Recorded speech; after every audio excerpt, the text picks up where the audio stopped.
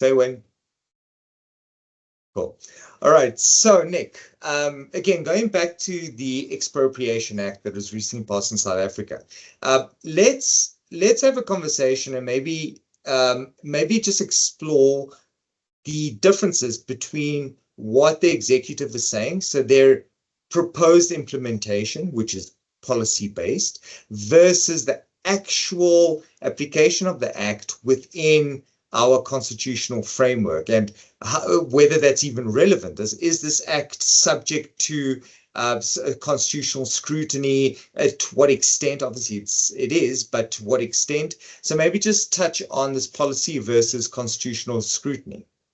So what needs to be remembered, especially in times like this, where there's a bit of a heated debate and a bit of worry, is we still live in a democratic society, and certain checks and balances have been put in place so that we can guard against infringements to our particular rights. And these are very deep institutions that are separate, and they are meant to look out for one another and keep each other in check. Okay.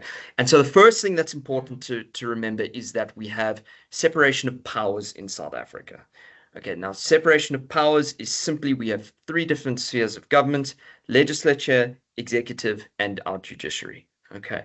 And they do different things. Okay. And the importance of the judiciary, the one that we deal with the most in our law, deals with, are laws going to uphold themselves to the Constitution? The Constitution is the primary document within South African law that dictates what is and is not allowed within our law.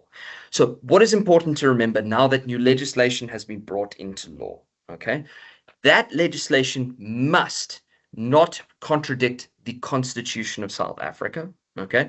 The Constitution of South Africa was not changed in this particular circumstance. Legislation was brought out, it was signed by the president, but the Constitution itself was not actually changed in any particular way whatsoever. In order to do that, it's a completely different thing, and requires at least a two-thirds majority of people to change the content of the Constitution, which hasn't happened in the circumstances. So the Constitution itself protects property rights within South Africa and provides for expropriation of land, but with compensation.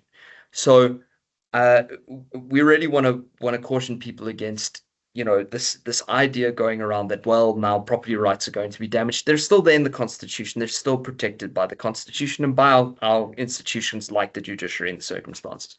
What will be interesting going forward, now that this legislation has been signed into law, is trying to weigh up the Constitution, which provides for expropriation, it's in there, but with compensation, and this new act where there is a provision for expropriation, but in circumstances where nil compensation may be paid.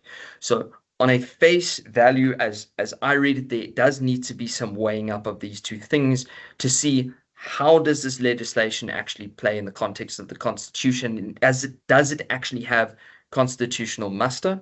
I'm not going to comment on whether it does or does not. There are 12 very intelligent people that are going to figure that out for us, far more intelligent than me.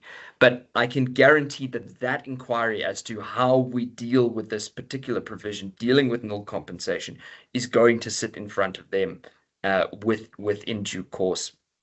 There's absolutely no doubt about it. But in the interim, what we want to do is just reiterate the point that, yes, there's legislation, it's changed the position, it's not novel. As we say, there's been an Expropriation Act in South Africa for the best part of 50 years, I think. The last act was 1975. So it's been part of our law for 50 years. It's not something new and dramatic. There are new provisions that will have to pass constitutional muster, and that will happen in due course.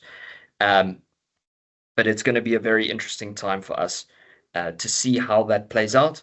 But it's certainly not a circumstance where people need to start panicking and thinking that their house and their personal car and all these things are going to be attached in the circumstances.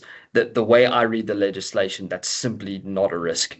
at all. And remember, the important thing, even if there was some level of expropriation, we know that every time that something like this happens, there's an act. We have certain people in our society that decide, well, they can go ahead and start doing, for instance, land grabs. And I'm not going to comment on how politics should deal with outputting legislation. That's not a legal thing.